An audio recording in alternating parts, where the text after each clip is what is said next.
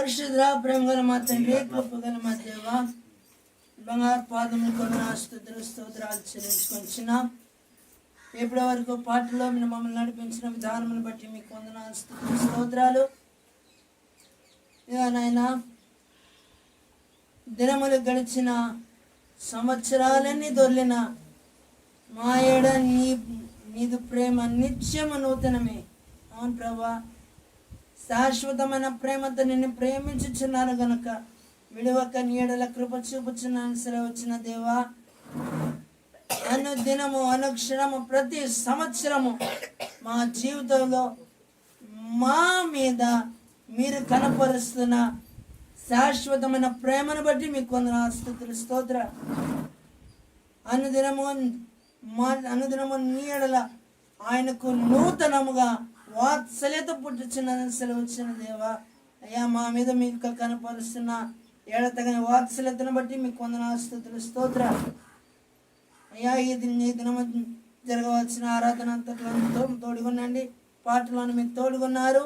మీ దాసులు వర్తమానములు గుర్తుచుండగా మీ దాసుల మీద నాయన మీ ఆత్మను కుమ్మరించి మాకు కావలసిన వర్తమానంలోని ఆత్మీయ సత్యాలు మాకు బయలుపరచమని క్రీస్తునామం ప్రార్థించి వేడుకొని అడుగుచున్నాం తండ్రి, ఆమేన్. ఇప్పుడు దైవజనులు వర్తమానాన్ని మనకు అందిస్తారు. ప్రభునందు ప్రియమైన దేవుని బిడ్డలారా, పరిశుద్ధుడైన దేవుని నామములో మీ అందరికీ వందనములు మరియు శుభములు. ఈ దినము ప్రత్యేకముగా ప్రభు మనకు అనుగ్రహించినటువంటి నూతనమైన దినము కదా. మన జీవితంలో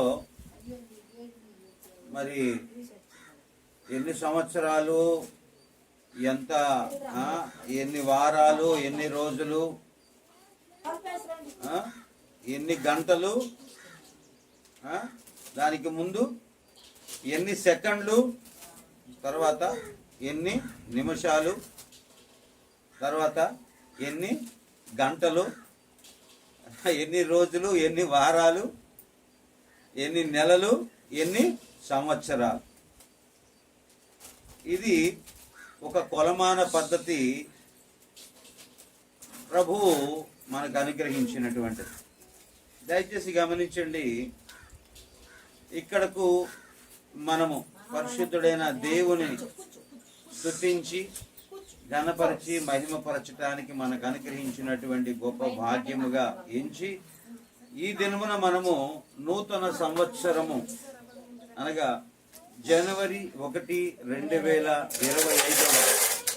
సంవత్సరమునకు మొదటి దినముగా మనము దేవుని మందిరములో కూడి పరిశుద్ధుడైనటువంటి దేవునిని స్తుతించటానికి, ఘనపరచటానికి, మహిమపరచటానికి మనము కూడుకొని ఉన్నాం. నూతనము ఏంటండి మనకు నూతనంగా కావాల్సింది? ప్రతిరోజు మనం జీవిస్తూనే ఉన్నాం. ప్రతిరోజు మన పనులు మనం చేసుకుంటూనే ఉన్నాం. దయచేసి గమనించండి. పరిశుద్ధుడైనటువంటి దేవుడు సృష్టిలో, అంటే ఈ సృష్టికి ఆరంభంలో మొదటి దినము ఒకటి, రెండవ దినము మరొకటి, మూడవ దినము మరొకటి, ఈ విధంగా 6 దినములు ఈ సృష్టిని సృష్టించి 7వ దినమున విశ్రాంతి దినముగా ప్రకటించాడు అని పరిశుద్ధ గ్రంథంలో వ్రాయబడినటువంటి లేఖనాల ప్రకారము మనము తెలుసుకున్నాం. మన జీవితంలో ప్రతి గడియ కూడాను మనకి నూతనంగా కనిపిస్తుంది కాబట్టి మనం బ్రతకగలుగుతున్నాం. అవునంటారా కాదంటారా? క్షణము రాబోవు క్షణము, తర్వాత క్షణము, రాబోవు క్షణము, తర్వాతి క్షణము మన జీవితంలో ఒక నూతనమైనదిగా ఉంటుంది. ఇంకొకటి ఏంటంటే నూతనమైన వాతావరణము, నూతనమైన ఆనందము, నూతనమైన సంతోషము, నూతనమే అన్నీ కూడా. అంటే మనము చూడనిది, తర్వాత అనుభవించనిది కదా, గతంలో మనము దానికి గుండా వెళ్ళనిది. నూతనమైనటువంటిది మన జీవితంలో ప్రతి క్షణము జరుగుతుంది కాబట్టి దాని మీద ఒక ఆశగా, దాని మీద ఒక నిరీక్షణగా మనము జీవిస్తున్నాం. అవునంటారా కాదంటారా? ఇప్పుడు ఇప్పుడు రాబోయే ప్రతి క్షణంలో కూడా మన జీవితంలో నూతనమైనదిగా కాకుండా ఉంటే మన జీవితం ఎలా ఉంటుంది? ఎలా ఉంటుంది చెప్పండి, ఆలోచించండి. రాబోయే క్షణము అంటే సెకండ్ తర్వాత సెకండ్ మనకి ఏదో కొత్తది జరుగుతుంది, మన జీవితంలో ఏదో జరుగుతుంది, ఏదో కొత్తది జరుగుతుంది, కొత్తది మనము చూడబోతున్నాము, కొత్తది మనము అనుభవించబోతున్నాము, కొత్త పరిస్థితి, కొత్త వాతావరణంలో కూడా మనము వెళుతున్నాము అనేటువంటి ఒక ఆశ, ఒక సంకల్పము మనకు దేవుడు అనుగ్రహించాడు. కనుకనే మనము దాని ద్వారానే మనం బ్రతుకుచున్నాము. దేవునికి స్తోత్రం, హల్లెలూయా. ఆ నూతనమే మనల్ని బ్రతికింపచేస్తుంది. అయితే నూతనం ఏంటి? నూతనం అని మన జీవితంలో కనుక ఆలోచిస్తే ప్రతి క్షణము నూతనమైనదే. ఇలాంటి క్షణాలు క్షణం వెంబడి క్షణము వస్తుంది పోతుంది, వస్తుంది పోతుంది. కాబట్టి క్షణానికి మన జీవితంలో విలువ ఉండదు. అవునా? క్షణము అనేటువంటి దానికి విలువ ఉండదు మన జీవితంలో. కానీ క్షణం అనేటువంటిది ఎక్కడ దానిని గుర్తిస్తారు అని అంటే పరుగు పందెంలో ఒక వ్యక్తికి అనారోగ్యంలో ఉన్నప్పుడు హాస్పిటల్కి తీసుకొచ్చినప్పుడు ఒక్క క్షణము ముందు వచ్చాడండి, చాలండి, అతని అదృష్టం, జీవితం, జాతకం మారిపోయిందంట. ఆ క్షణంలో కనుక అతను తీసుకురాకపోతే బ్రతికేవాడు కాదు. లేదంటే ఆ క్షణమే నాకు ఆలోచన వచ్చింది, ఆ క్షణమే నాకు జ్ఞాపకం వచ్చింది, ఒక్క క్షణంలోనే నేను చేయగలిగాను. మన జీవితంలో ఆ క్షణము ఎంత విలువైనదో మనం ఒకసారి గ్రహించాలి. ఎందుకంటే మన జీవితంలో ప్రతి క్షణము కూడాను అది నూతనమైనదే. మన ఆలోచన కూడాను క్షణము తర్వాత రాబోయే క్షణములో నూతనమైన తలంపులను మనకు దేవుడు పుట్టిస్తూ ఉంటాడు. మన పరిశుద్ధ గ్రంథంలో నూతనము అనేటువంటి విషయం మీద కనుక మనం ధ్యానిస్తే తండ్రి అయినటువంటి దేవుడు చూడండి మనకి ఎన్ని విధాలుగా నూతనమైనటువంటి దానిని మనకు తెలియచేస్తున్నాడో మనం తెలుసుకుందాం. పరిశుద్ధ గ్రంథము నుండి దావీదు భక్తుడు రాసినటువంటి కీర్తన 33వ అధ్యాయము 3వ వచనము నుండి మనము ధ్యానిద్దాం. చూడండి మన జీవితంలో నూతనమైనటువంటివి ఎన్ని విధాలుగా ఉన్నాయో మనం ఒక్కసారి తెలుసుకుందాం. అవును కదా, నిజంగా దేవుడు మన జీవితంలో ఇన్ని గనక నూతనమైనవి గనక ఇవ్వకపోతే ఎట్లా ఉంటుందంటే ఎట్లా ఉంటుంది? జీవితం బోరు కొడతా ఉంటుంది. కొత్త బట్టలు కట్టకపోతే ఎట్లా ఉంటుంది? బోరు. కొత్తదైన వండుకు తినకపోతే ఎట్లా ఉంటుంది? బోరు కదా. కొత్త మనుషులు కనుక కనపడకపోతే ఎట్లా ఉంటుంది? బోరు. కొత్త మాటలు కనుక వినకపడకపోతే ఎట్లా ఉంటుంది? బోరు కదా. మన జీవితం చూడండి, తండ్రి అయినటువంటి దేవుడు ప్రతి విషయమునందు మనకి నూతనమైనటువంటి దానిని అనుగ్రహించి మనల్ని నడిపిస్తున్నాడు. దేవునికి స్తోత్రం, హల్లెలూయా. 33వ దావీదు కీర్తన 3వ వచనం చదవండి. 33వ దావీదు కీర్తన 3వ వచనం. ఆయనను గూర్చి నూతన కీర్తన పాడుడి, ఉత్సాహధ్వనితో ఇంపుగా వాయించుడి. నూతన కీర్తన. పరిశుద్ధ గ్రంథంలో నూతన అనబడేటువంటి ఆ పదము ఈ కీర్తన 33వ దావీదు కీర్తన 3వ వచనం నుంచి మొదలైంది. అంతకు ముందు ఎన్నో వచనాలు రాయబడినాయి, కానీ వాటిలో నూతన అనేటువంటి పదము మనకి కనిపించదు. పరిశుద్ధ గ్రంథంలో మొట్టమొదటిగా నూతన అనేటువంటి పదము కీర్తనలో 33:3లో మనము ధ్యానించగలం. ఇక్కడ ఏం చెప్పబడిందంటే నూతన కీర్తన పాడుడి. ఒకటే కీర్తన రోజు పాడుతూ ఉంటే ఎట్లా అనిపిస్తుంది? ఇప్పుడు మనం ఈ రోజు ఆరాధనలో మూడు కీర్తనలు మనం పాడాం. ఈరోజు ఆరాధనలో మనము 3 కీర్తనలు పాడాం. ఒకటే కీర్తన అందరూ పాడారు అనుకోండి, అబ్బా పాడిందే కదా, కొత్తది పాడు, కొత్త పాట పాడు, ఆ పాట వాళ్ళు పాడారు కదా, నువ్వు కొత్తది పాడు అంటారు. అంటే మన జీవితంలో ఏం కావాలి? నూతనము కావాలి, క్రొత్తది కావాలి. ఎందుకు అంటే మనము నూతనముగా పుట్టుట మనకి చాలా అవసరం.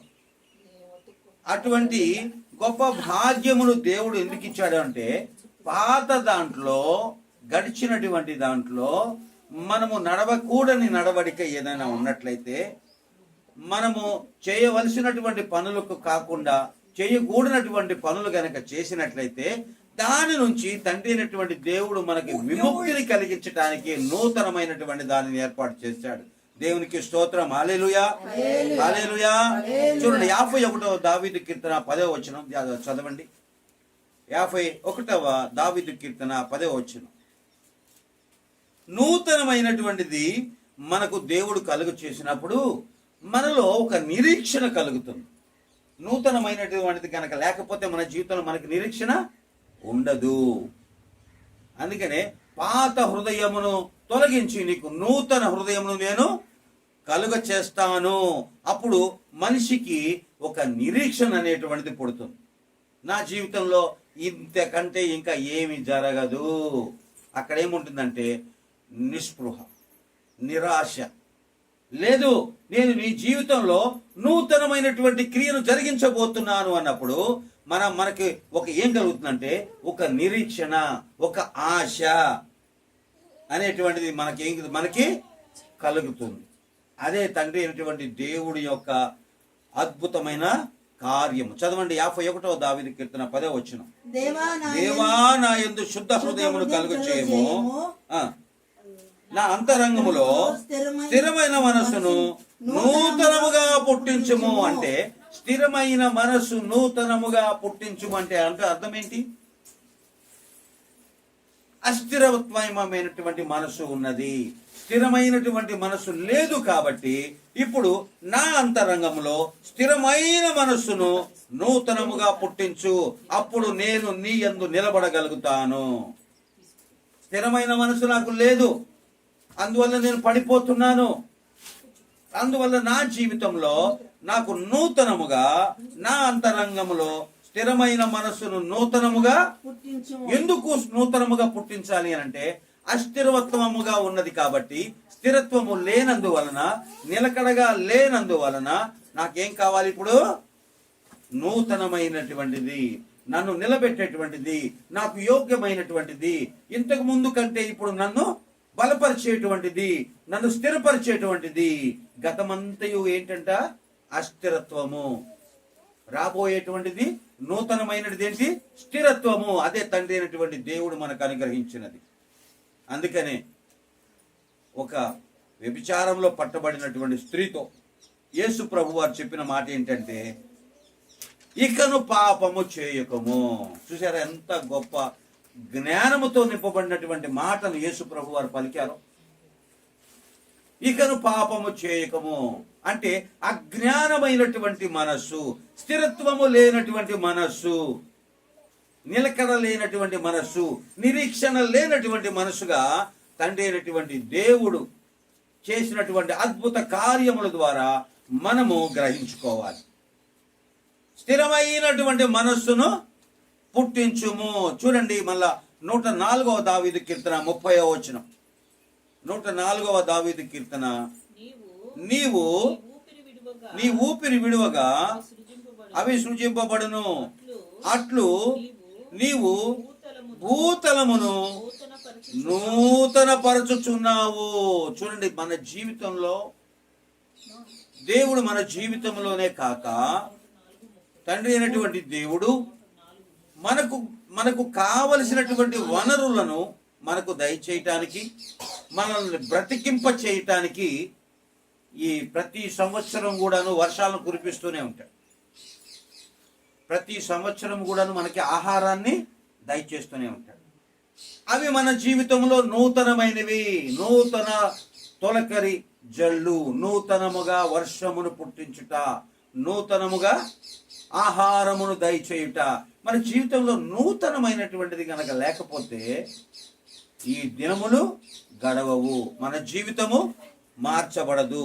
నూతనమైనటువంటి దానిలోకి మనము ప్రవేశించలేము, పాత దానిని మనము విడిచిపెట్టలేము, పాత బ్రతుకులో నుంచి మనము విడిపించబడలేము. అందువలననే దేవుడు మనకి నూతనమైనటువంటి దానిని ఏర్పరిచాడు. దేవునికి స్తోత్రం. హల్లెలూయా, హల్లెలూయా.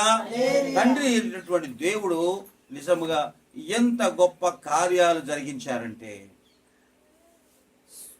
దేవుని యొక్క కృపను మనము మర్చిపోలేము. చూడండి, యోషియా 40వ అధ్యాయము 31వ వచనం. యోషియా 40వ అధ్యాయము 31వ వచనం చదవండి. ఇందులో యెహోవా కొరకు ఎదురు చూచువారు నూతన బలము పొందుదురు. అంటే ఏంటి? అప్పటి వరకు ఉన్న బలము పాతది, చాలనిది, అది వ్యర్థమైనది. కాబట్టి యెహోవా కొరకు చూస్తున్నారంట. తండ్రి దేవా, మేము ఉన్నటువంటి స్థితిలో నుంచి మమ్మల్ని లేవనెత్తయ్యా, ఇదిగో మా ప్రార్థన ఆలకించయ్యా, నీ యొక్క కనుచూపు మా మీదకు రానివయ్యా, మా జీవితంలో మమ్మల్ని బాగు చేయయ్యా, మా కుటుంబమును కాపాడయ్యా, ఇదిగో అనారోగ్య పరిస్థితుల్లో ఉన్నాము, మమ్మల్ని ఆరోగ్యవంతులుగా చేయయ్యా, మా పిల్లలు ఇదిగో నాయన మా మాట వింటలేదు, ఇదిగో మీ సన్నిధిలో ప్రార్థిస్తున్నాము, వారిని బాగు చేయయ్యా, నా భర్త అనారోగ్యంలో ఉన్నాడు, బాగు చేయయ్యా, నా భార్య అనారోగ్యంలో ఉంది, బాగు చేయయ్యా అని మనం దేవుని సన్నిధిలో మనం ప్రార్థన చేసినప్పుడు మనం దేని కొరకు చూస్తున్నామంటే యెహోవా చేయు నూతనమైన కార్యములను బట్టి మనము ప్రార్థన చేస్తున్నాం. ఎందుకు కొరకంటే నూతనత్వము కొరకు, నూతనమైనటువంటి దాని కొరకు. నిన్న మొన్న మా కార్యాలయానికి ఆర్మీలో పనిచేసినటువంటి ఒక ఆయన భార్య వచ్చింది. అంతా బాగానే ఉంది. ఏదో చిన్న పొక్కు లాంటిది వచ్చిందట. ఆ పొక్కు ఎందుకు వచ్చింది అని వెళ్ళి డాక్టర్లు చూపించుకుంటే ఆవిడకి క్యాన్సర్ అన్నారంట. ఆ క్యాన్సర్ను బట్టి మరి ఆ వైద్యపరమైనటువంటి కార్డులు లేవు ఆవిడ దగ్గర. ఆ మొదట్లో ఆ కార్డులు లేనందువలన వాళ్ళ ఇంట్లో ఉన్న డబ్బులు ఖర్చు పెట్టాల్సి వచ్చిన అవసరం వచ్చింది. ఆ తర్వాత మన కార్యాలయానికి వచ్చి ఆయన మెంబర్గా చేరాడు. మెంబర్గా చేరినటువంటి అరగంటలోనే వాళ్ళ కాగితాలన్నీ పైకి పంపించి ఆ ఆఫీసు వాళ్ళతో మాట్లాడి వాళ్ళకు వైద్యం కోసం కార్డులు అందేలా దాన్ని శాంక్షన్ చేపించి కంప్యూటర్లో ప్రింట్అవుట్ తీసి వాళ్ళకి ఇచ్చారు. లేదంటే 4 లక్షలు డబ్బులు కడితేనే వైద్యం ప్రారంభిస్తామన్నారు. ఆ కార్డు ఎప్పుడైతే కాగితాలు అరగంటలో తెప్పించి వాళ్ళకి ఇచ్చి డాక్టర్ దగ్గరికి పంపించి సంతకాలన్నీ చేపించి పంపించానో 4 లక్షల డబ్బు కట్టకుండా ఆ కాగితం మీద వాళ్ళకు వైద్యం ప్రారంభమైంది. దేవునికి స్తోత్రం. హల్లెలూయా, హల్లెలూయా. యెహోవా కొరకు ఎదురు చూచువారు నూతన బలమును పొందుదురు. పక్షిరాజు వలె రెక్కలు చాపి పైకి ఎగుదురు, అలయక పరిగెత్తుదురు, సొమ్మసిల్లక. దేవుని వైపు చూచి మనం నడిచినప్పుడు ఆయనే మనకు సహాయకారి, ఆయనే మనకు సహాయకుడు, ఆయనే మనకు నిరీక్షణకు కర్త అయి ఉన్నాడు, ఆయనే మనకు దేవుడై ఉన్నాడు, ఆయనే మనకు న్యాయాధిపతి అయి ఉన్నాడు. గమనించారా ప్రభునందు ప్రియమైన దేవుని బిడ్డలారా? దేవుడు మన జీవితంలో చేసేటువంటి అనేకమైన అద్భుత కార్యాలను మనం చూడలేం, మనకు అర్థం కాదు. కొన్నిసార్లు దేవుడు ఎన్ని మేలులను మన జీవితంలో నింపుతుంటాడంటే వాటిని గుర్తించడానికే నూతనముగా సమస్తమును ఏర్పాటు చేస్తున్నాడు. దేవునికి స్తోత్రం. హల్లెలూయా. మన జీవితంలో సమస్తమును ఏర్పాటు చేయుచున్నటువంటి దేవునికి మనము కృతజ్ఞతాస్తుతులు చెల్లించాలి. ఎందుకంటే మనకు సమస్తమును నూతనముగా దయచేస్తున్నాడు, నూతనముగా మనకు అనుగ్రహిస్తున్నాడు. మనం చూడండి 41వ దావీదు కీర్తన, క్షమించండి, 41 యోషియా 41 మొదటి వచనం. యోషియా 41 మొదటి వచనం చదవండి.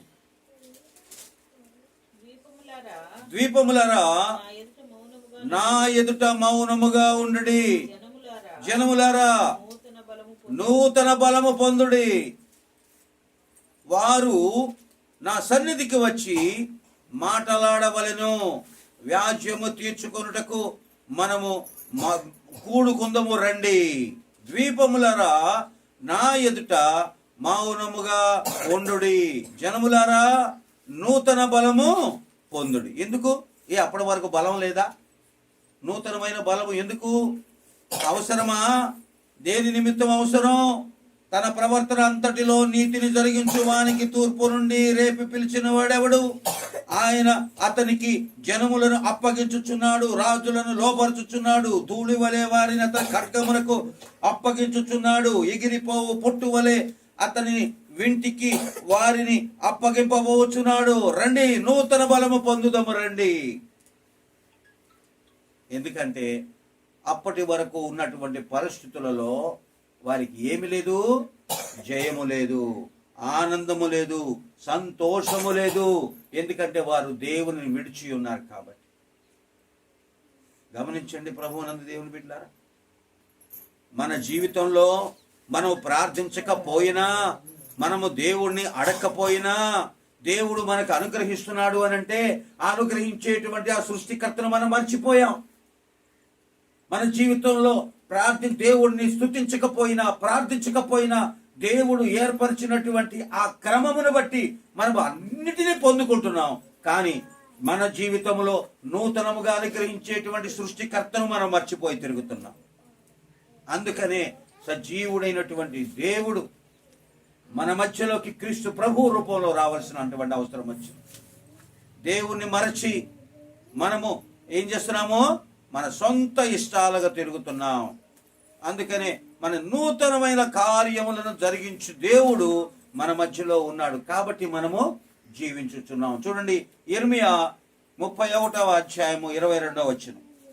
ఇర్మియా 31వ అధ్యాయము 22వ వచనం. ఇక్కడ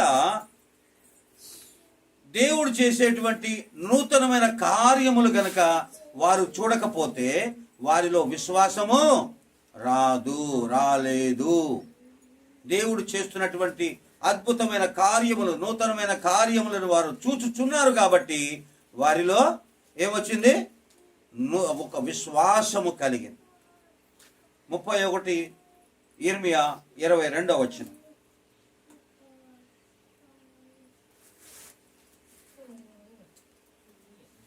నీవు ఎన్నాళ్ళు ఇటు అటు తిరుగులాడుదువు?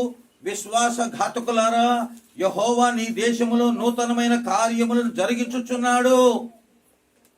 చూడండి, అది దేవుడు మాట్లాడుతున్నాడు.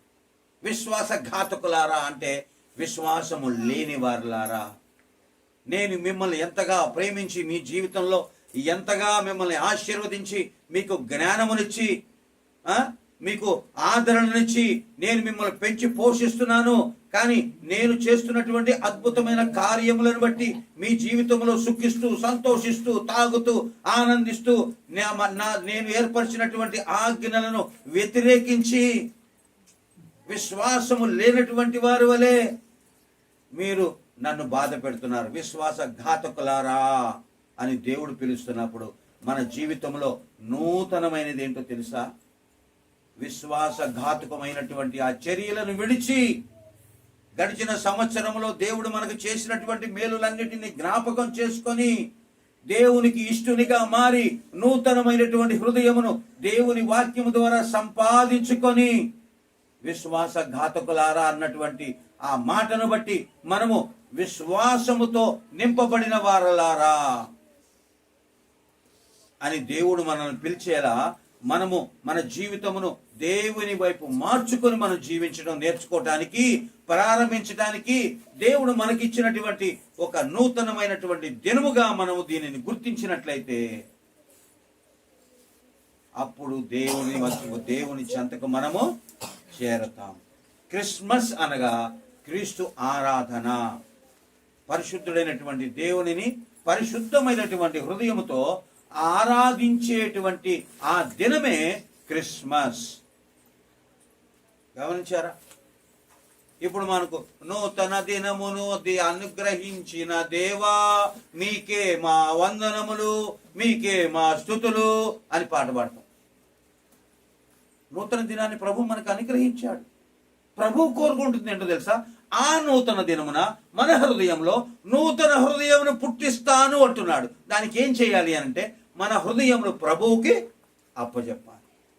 ప్రభువా, నా హృదయము ఏ స్థితిలో ఉన్నదో చూడయ్యా, దానిని బాగు చెయ్యయ్యా, దాన్ని సరిచేయ్యా అని మన హృదయమును ప్రభువుకి సమర్పించటానికి మనం ప్రభు మందిరానికి వచ్చాం. అప్పుడు ప్రభు అంటాడు, నా కుమార్తె, నా కుమారుడా, నీ హృదయమును నాకు ఇచ్చి ఉన్నావు కాబట్టి నేను దానిని బాగు చేస్తాను.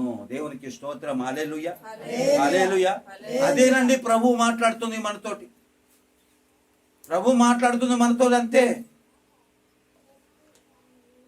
కాబట్టి ప్రభునందు ప్రియమైన దేవుని బిడ్డలారా, మన హృదయమును దేవునికి అప్పగించినట్లయితే మనకు నూతన హృదయమును, నూతన స్వభావమును కలుగ చేస్తాడు. అప్పుడు మన జీవితంలో అంతా నూతనమే, అంతా కొత్తది, అంతా కొత్తది. ఒక వ్యక్తి డాక్టర్ దగ్గరికి వచ్చాడు. ఆయన పరమ వైద్యుడు. తన భుజము మీద మోయలేనంత భారమును పెట్టుకొని నడవలేక నడవలేక నడవలేక నడవలేక వచ్చాడు ఆ వైద్యుడి దగ్గరకు. ఆ వైద్యుడి దగ్గరకు వచ్చి, అయ్యా నేను మోయలేక, నేను దీనిని భరించలేక, అనారోగ్యముతో తినలేక, నా దగ్గర సరైనటువంటి శక్తి లేక నేను అల్లాడిపోతున్నానయ్యా. నాకు శక్తిని నాకు అనుగ్రహించయ్యా, నాకు బలమును అనుగ్రహించయ్యా, నన్ను బాగు చెయ్యయ్యా అని ఒక డాక్టర్ దగ్గరకు వచ్చాడు.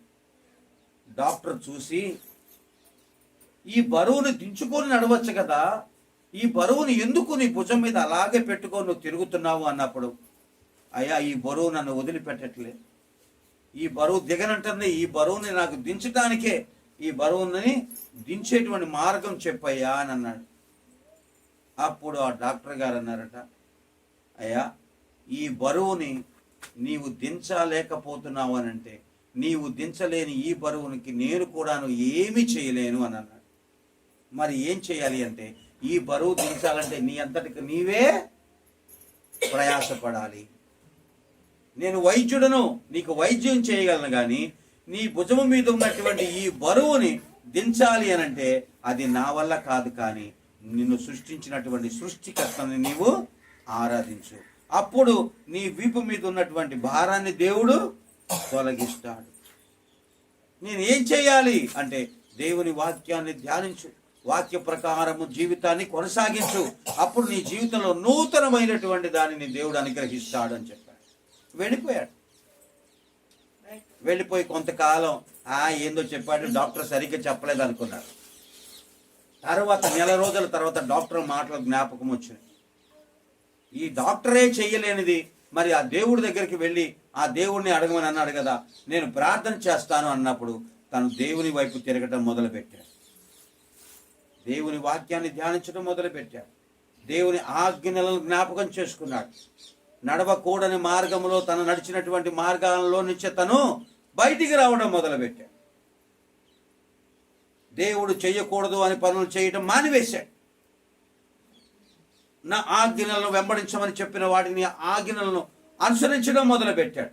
మెల్లమెల్లగా మెల్లమెల్లగా తన భారం తొలగిపోవడం గమనించాడు. కొద్ది దినాల తర్వాత డాక్టర్ దగ్గరికి వెళ్ళాడు. అప్పుడు ఎలా వెళ్ళాడంటే, సంతోషంగా ఆనందంగా గంతులు వేస్తూ వెళ్ళాడు. ఏంటయ్యా ఇప్పుడు ఎలా ఉన్నావు అంటే, నా భారం పోయిందయ్యా. ఎలా పోయింది?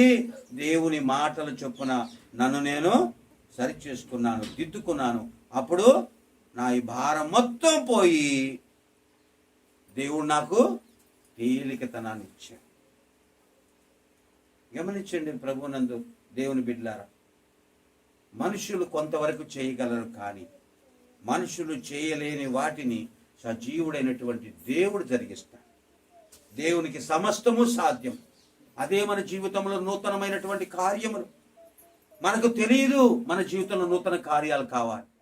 మనం వినము, మన జీవితంలో నూతనమైనది జరగాలి. మనము లోబడము, కానీ మన బ్రతుకులో నూతనమైనది జరగాలి. మనము లోబడము, మనము దిద్దుకోము, కానీ మనకు నూతనమైనది అనుగ్రహించబడాలి. ఎలా? మనలో మార్పు కావాలి. అప్పుడు మనం నూతనమైనది చూస్తాం. దేవునికి మన హృదయాన్ని అప్పగించాలి. అప్పుడు దేవుడు మన జీవితంలో నూతనమైన కార్యములు జరిగిస్తాడు.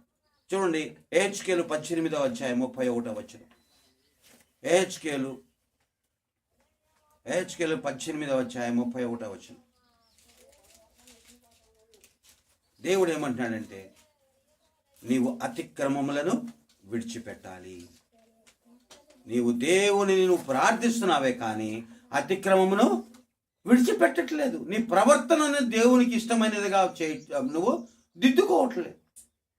నీవు దుష్టుడిని నువ్వు వెంబడిస్తున్నావు. దుష్టుడు ఏది చేయమంటే అది చేస్తున్నావు. నువ్వు నీ ప్రవర్తన దిద్దుకోవట్లేదు. అందువల్లనే నీవు నూతనముగా మార్చబడట్లేదు. చూడండి 31వ వచనం 18 AHQ. మీరు జరిగించిన అక్రమ క్రియలన్నిటిని విడిచి నూతన హృదయము నూతన బుద్ధియు తెచ్చుకొనడి. ఇశ్రాయేలీయులారా, మీరెందుకు మరణమునందుదురు?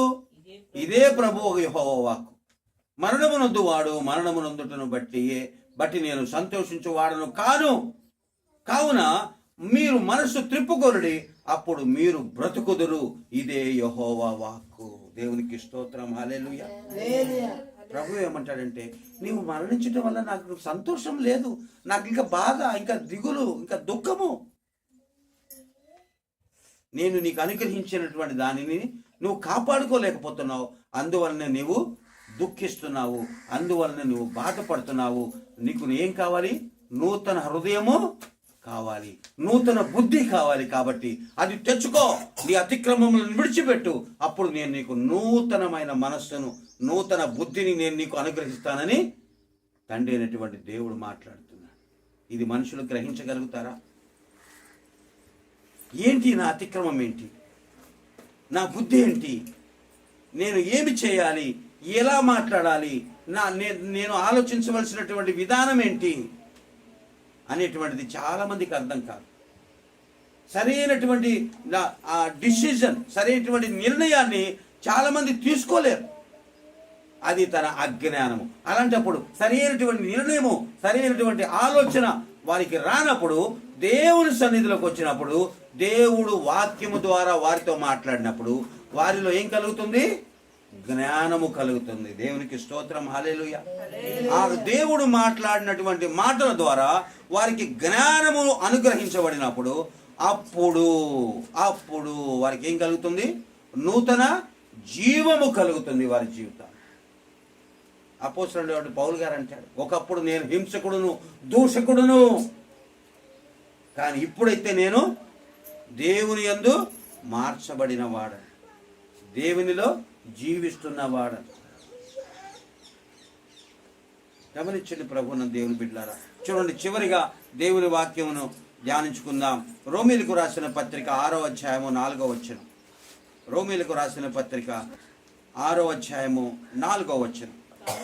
కాబట్టి తండ్రి మహిమ వలన క్రీస్తు మృతులలో నుండి ఎలాగో లేపబడినో అలాగే మనమును నూతన జీవము పొందిన వారమై నడుచుకొనున్నట్లు మనము బాప్తిస్మము వలన మరణములో పాలు పొందుటకై ఆయనతో కూడా పాతి పెట్టబడితిమి.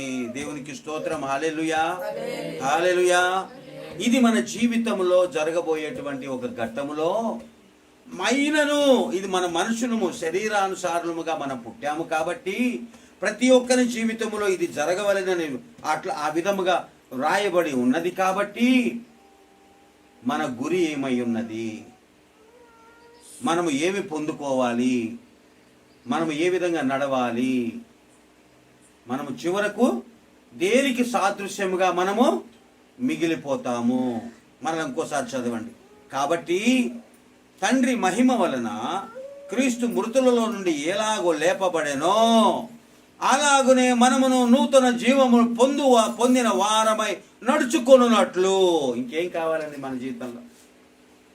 మనం దేని కొరకు మనం బతుకుతున్నామంటే, ప్రభువా నేను చనిపోయిన తర్వాత నీ పరలోక రాజ్యంలో నీ కుడి పార్శ్వమున ఎడం పార్శ్వమున ఉండునట్లుగా నేను బ్రతుకున్నట్లుగా నన్ను చేయి ప్రభువా అనేటువంటి ఒక నిరీక్షణ, ఒక ఆశతో మనము దేవుని వాక్యమును ఆధారముగా చేసుకొని మనం బ్రతుకుచున్నాం. నిజంగా దేవుని వాక్యమే కనుక లేకపోయినట్లయితే మనుషులలో మార్పు ఉండదు. మనుషులు మంచి క్రియలు జరిగించరు, మనుషులు చెడుతనమును విడిచిపెట్టరు.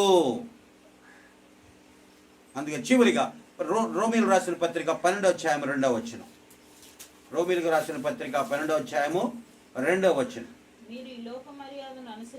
మీరు ఈ లోక మర్యాదను అనుసరింపక ఉత్తమమును అనుకూలమును సంపూర్ణమునయ్యున్న దేవుని చిత్తమేదో పరీక్షించి తెలుసుకొనున్నట్లు.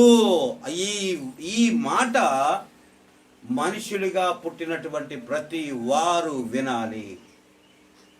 నేను మనిషిని అని చెప్పుకుంటున్నటువంటి ప్రతి ఒక్కరు కూడాను ఈ మాట విని ఆలోచించి సరి అయినటువంటి జ్ఞానము కలిగి ఈ విషయమును బట్టి తామును ఎవరైతే దిద్దుకుంటారో వారు రూపాంతరము పొంది సృష్టికర్త అయినటువంటి దేవుడు ఏర్పాటు చేసినటువంటి పరదైసులో రెండవ దొంగ ఏ విధంగా అయితే అక్కడ చేరాడో ఆ ప్రాంతమునకు, ఆ పరలోక రాజ్యమునకు మనము చేరుకోగలము. దేవునికి స్తోత్రం. హల్లెలూయా, హల్లెలూయా. చదవండి. మీరు ఈ లోక మర్యాదను అనుసరింపక ఉత్తమమును అనుకూలమును సంపూర్ణమునయ్యున్న దేవుని చిత్తమేదో తెలుసుకొనున్నట్లు మీ మనస్సు మారి నూతన మగుట వలన రూపాంతరము పొందుడి. గమనిస్తున్నారా ప్రభునందు ప్రియమైన దేవుని బిడ్డలారా? దేవుని యొక్క చిత్తము, దేవుని యొక్క కృప, దేవుని యొక్క ప్రేమ, దేవుని యొక్క కనికరము, దేవుడు మనకు అనుగ్రహించేటువంటి నూతనమైన ప్రేమ, నూతనమైన వాత్సల్యము, నూతన కీర్తన, నూతన హృదయము, నూతన నిరీక్షణ, ఎన్ని విధాలుగా మనకు దేవుడు నూతనంగా అనుగ్రహిస్తున్నాడంటే దానిని బట్టే మనము జీవిస్తున్నాము. కాబట్టి ప్రభువా, మా జీవితంలో ప్రతి క్షణము మాకు నూతనమైనది అనుగ్రహిస్తూ మమ్మల్ని పోషిస్తున్నావు, నడిపిస్తున్నావు, బ్రతికిస్తున్నావు. ఇందాక పాట పాడాం కదా, మనం పాట పాడుకున్నాం కదా మనం. ఏంటది? సంవత్సరాది మొదలుకొని సంవత్సరాంతము సంవత్సరాది మొదలుకొని సంవత్సరాంతము వరకు కాచావు. కనుపాపవలే కాచి గిలిలో చేర్చి కనుపాపవలే కాచి నీ కౌగిలిలో చేర్చి భద్రపరచావు, కృప చూపావు, వందనం కాచావు, భద్రపరచావు, బ్రతికించావు, వందనం. నీవే లేక ఒక క్షణమైన నే బ్రతుకాలేను, నీవే లేని ఒక క్షణమైన నే వేయలేనే, నీవే లేక ఒక క్షణమైన నే బ్రతుకాలేనే, నీవే లేని ఒక క్షణమైన నే వేయలేనే. సంవత్సరాది మొదలుకొని సంవత్సరాంతం వరకు కాచావు. ప్రభునందు దేవుని బిడ్డలారా, సంవత్సరము మొదలుకొని సంవత్సరాంతము వరకు ప్రభువు మనల్ని కాయని ఎడల మనము నూతనమైనటువంటి దానిని చూడలేము. అందుకనే సృష్టికర్త అయినటువంటి దేవునిని మనము ఆరాధించాలి, ప్రార్థించాలి, లోబడాలి, దిద్దుకోవాలి, అతిక్రమములను విడిచిపెట్టాలి.